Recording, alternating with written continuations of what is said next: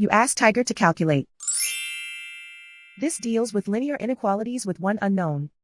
The final result is x greater than 8. Let's solve it step by step.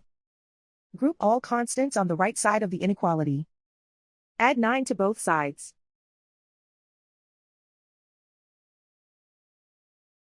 Simplify the arithmetic.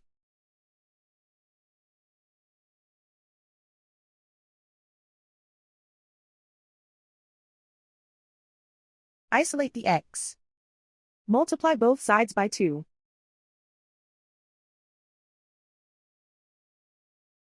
Group like terms.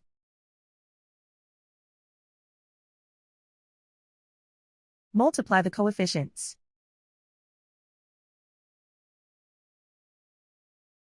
Simplify the fraction.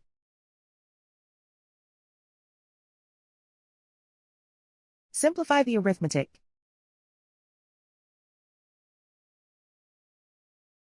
Plot the solution on a coordinate grid.